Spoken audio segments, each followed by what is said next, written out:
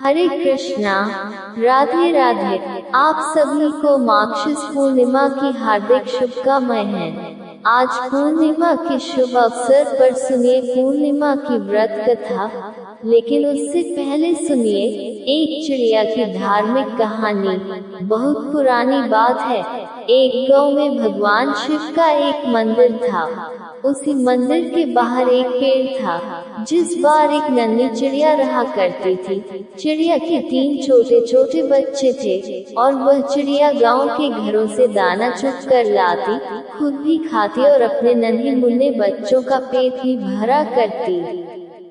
वह चिड़िया भगवान शिव की भक्त थी। हमेशा मन में भगवान शिव और माता पार्वती को याद करा करती। उसी गांव में एक सेठ और सेठानी भी रहा करते थे। सेठ सेठानी की कोई भी संतान नहीं थी। सेठानी इसी बात से दुखी होकर घर के पीछे बैठकर अक्सर रोती रहती थी। वह चिड़िया पेड़ पर बैठकर उस सेठानी को रोता हुआ देखती। ये देखकर वह चिड़िया खुद भी परेशान हो जाती और मन में भगवान शिव और माता पार्वती से सेठ सेठानी को संतान देने की प्रार्थना किया करती।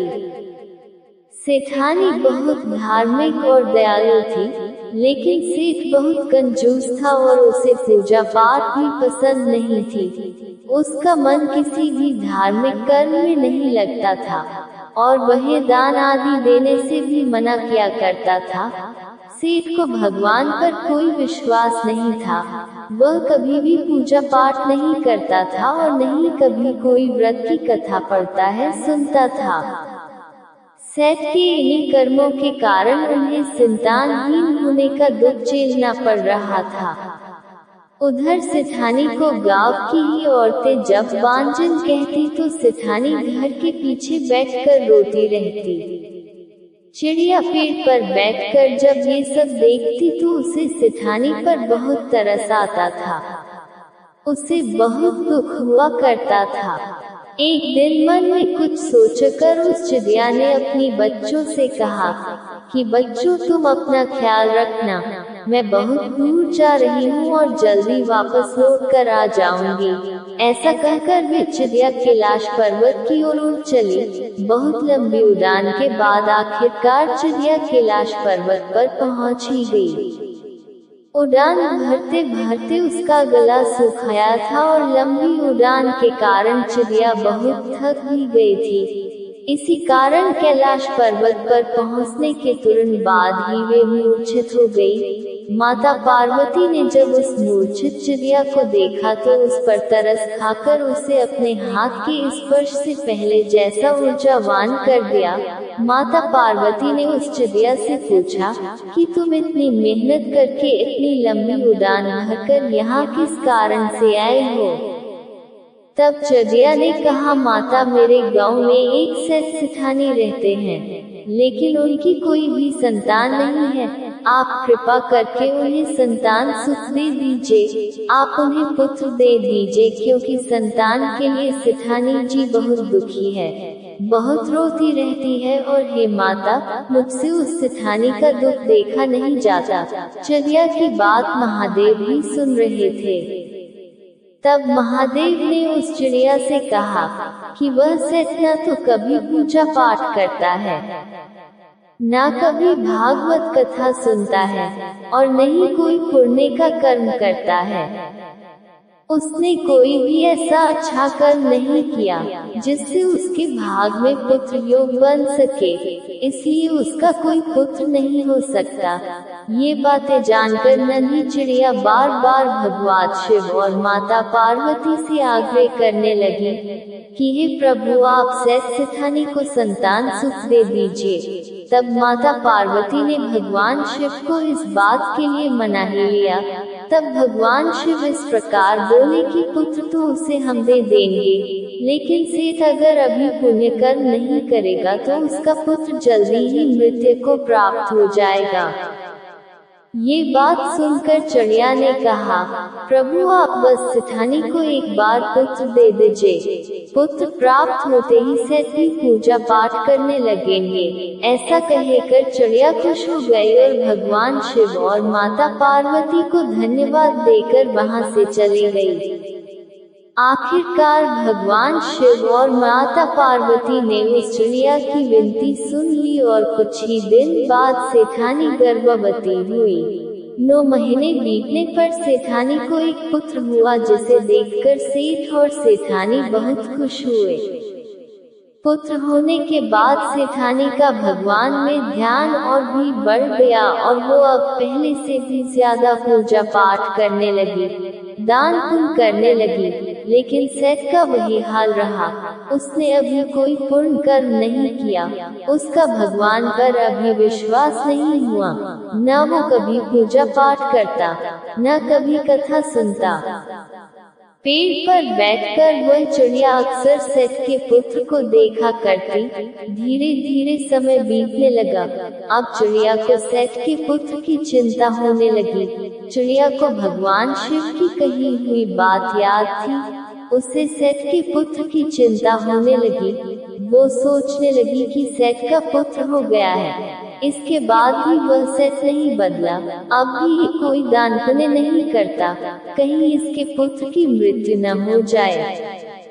इसी प्रकार एक दिन चिंतित होकर वह चिड़िया फिर से लंबी उड़ान भरकर कैलाश पर्वत पर जा पहुंची और वहां जाकर भगवान शिव और माता पार्वती से आग्रह करने लगी कि वे सेठ को पुण्य कर्म करने के लिए प्रोत्साहित करें। माता पार्वती ने जब देखा कि ये चिड़िया दूसरों के लिए इतनी दयालु है, दूसरों के प्रति इतनी चिंता करती है, तो वे बहुत प्रसन्न हो गई। तब भगवान शिव और माता पार्वती एक ब्राह्मण और ब्राह्मणी का रूप धरकर उस सेठानी के घर पर गए। वहां जाकर उन्होंने कहा कि हमें भिक्षा दो, हम भूखे हैं, हमें भोजन कराओ। सेठ ने तो सुनते ही मना कर दिया, लेकिन सेठानी ने बहुत ही आदर सम्मान के साथ उन दोनों ब्राह्मण और ब्राह्मणी को अपने घर के अंदर बिठाया, उनका स्वागत सत्कार किया। फिर उनके लिए तरह तरह के स्वादिष्ट व्यंजन बनाए और उन्हें भोजन कराया। ब्राह्मण और ब्राह्मणी के रूप में भगवान शिव और माता पार्वती ही सेठ के घर पर पधारे थे और उनके घर पर प्रवेश करते ही सेठ की बुद्धि ठीक हो गई। अब वह हाथ जोड़कर अपनी गलतियों के लिए क्षमा मांगने लगा और ब्राह्मण देवता के चरणों में गिर पड़ा। तब ब्राह्मण रूपधारी महादेव ने सेठ से कहा, तुम्हारे भाग्य में संतान सुख नहीं लिखा था, जो कि तुमने अपने जीवन में कभी कोई अच्छा कार्य नहीं किया। तुमने कभी भगवान पर विश्वास नहीं किया, कभी पुण्य कर्म नहीं किए, कभी ब्राह्मणों को दान नहीं दिया, कभी पूजा पाठ नहीं की, कभी कथाएं नहीं सुनी। लेकिन एक चिड़िया ने मेरे पास आकर तुम्हें संतान देने की प्रार्थना की, जिसकी भक्ति से प्रसन्न होकर ही मैंने तुम्हें पुत्र का वरदान दिया, और आज उसी चिड़िया के कारण तुम्हें पुत्र सुख मिला है। लेकिन अभी तुमने अगर पूजा पाठ या पुण्य कर्म नहीं किए, तो तुम्हारे पुत्र की मृत्यु हो जाएगी।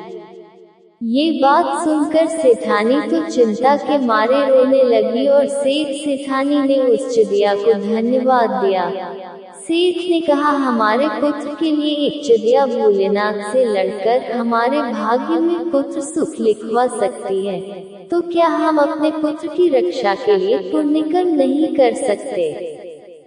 तब सेठ जी ने ब्राह्मण देवता से पूछा, ये ब्राह्मण देवता महादेव जी के प्रिय व्रत कौन कौन से हैं, जिन्हें करके मैं महादेव जी को प्रसन्न कर सकूं?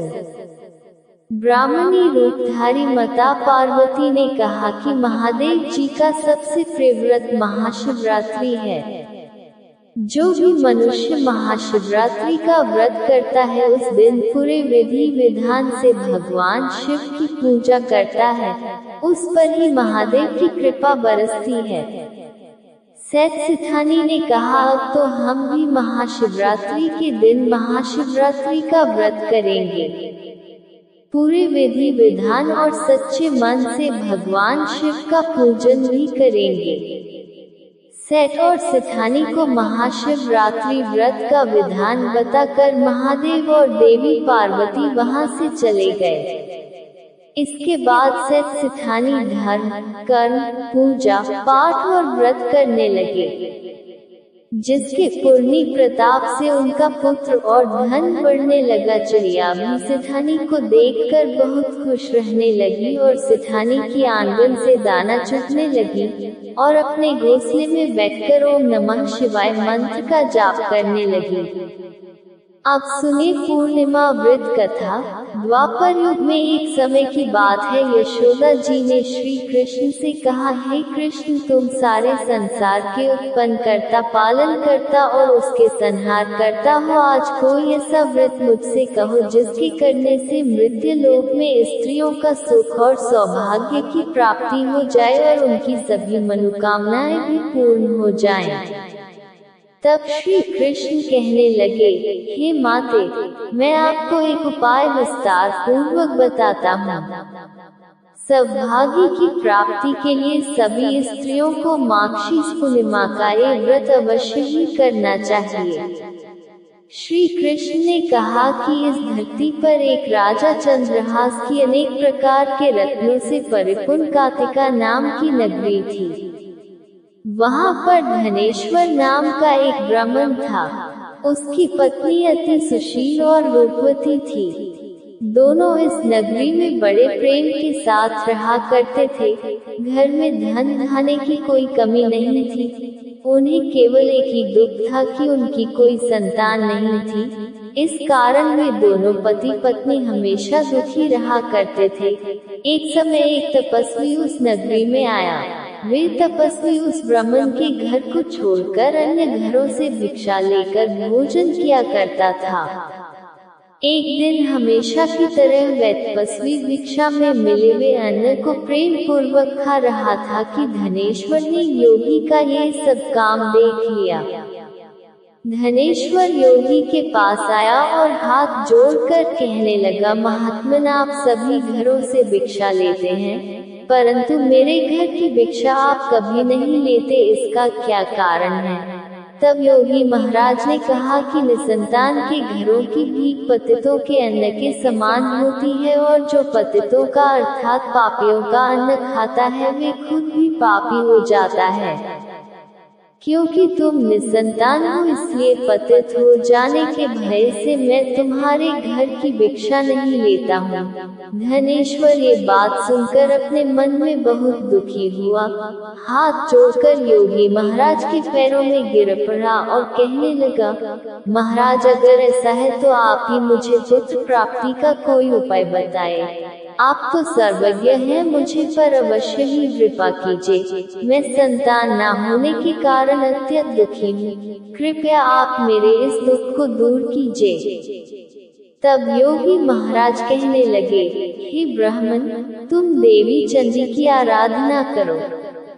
घर आकर उसने अपनी पत्नी से सारा वृतांत कहा और तपस्या करने के लिए खुद वन में चला गया। वन में जाकर उसने शुरुधा के साथ देवी चंडी की उपासना की और उपवास किया। देवी चंडी ने 16वें दिन उसको स्वप्न में आकर दर्शन दिया और कहा, हे धनेश्वर, जा तेरे पुत्र होगा, परंतु वह 16 वर्ष की आयु में ही मृत्यु को प्राप्त हो जाएगा। अगर तुम दोनों पति पत्नी मिलकर मार्गशीर्ष पूर्णिमा सहित 32 पूर्णिमासियों का व्रत विधि पूर्वक करोगे तो तुम्हारा पुत्र दीर्घायु होगा। प्रातःकाल होने पर इसी स्थान के पास ही तुम्हें एक आम का वृक्ष दिखाई देगा। उस पर चढ़कर एक फल तोड़कर तुम जल्दी अपने घर को चले जाना और अपनी पत्नी को वे फल खिला देना। ऋतु स्नान के बाद वे स्वच्छ होकर श्री शंकर जी और श्री विष्णु जी का ध्यान करके उस फल को खा लेगी। तब भगवान की कृपा से उसे गर्भ ठहर जाएगा। जब वे ब्राह्मण प्रातःकाल उठा तो उसने उस स्थान के पास ही आम का एक वृक्ष देखा, जिस पर एक अत्यंत सुंदर फल लगा हुआ था। धनेश्वर उस वृक्ष पर चढ़ गया और उसने वे फल तोड़कर अपनी पत्नी को दे दिया। उस पत्नी ने अपने पति के कहे अनुसार उस फल को खा लिया और वह गर्भवती हो गई। देवी की असीम कृपा से उसे 9 महीने बाद एक सुंदर पुत्र प्राप्त हुआ, जिसका नाम उन्होंने देवी दास रखा। माता पिता के हर्ष के साथ ही अब वह बालक बढ़ने लगा। देवी की कृपा से वह बालक बहुत ही सुंदर, सुशील और पढ़ने में बहुत ही निपुण हो गया। देवी की आज्ञा के अनुसार उसकी माता ने 32 पूर्णिमासी का व्रत रखना आरंभ कर दिया था, जिससे उसका पुत्र बड़ी आयु वाला हो जाए। तब पूर्णिमा व्रत के प्रभाव से ब्राह्मण और ब्राह्मणी के पुत्र का बाल भी बाका नहीं हुआ और वह दीर्घायु वाला हो गया। उसका विवाह होने पर वह भी अपनी पत्नी के साथ मिलकर पूर्णिमा का व्रत रखने लगा और सच्चे मन से भगवान विष्णु, भगवान शिव और देवी चंडी की उपासना करने लगा। भगवान श्री कृष्ण कहते हैं कि हे माते, 32 पूर्णिमाओं के व्रत के प्रभाव से धनेश्वर पुत्रवान हो गया। जो भी स्त्रियां इस व्रत को रखती हैं, वे जन्म जन्मांतर में वैधव्य का दुख नहीं भोगती और सदैव सौभाग्यवती रहती हैं। ये मेरा वचन है और इसमें कोई संदेह नहीं। यह व्रत पुत्र पौत्र देने वाला, सभी मनोकामनाओं को पूर्ण करने वाला है।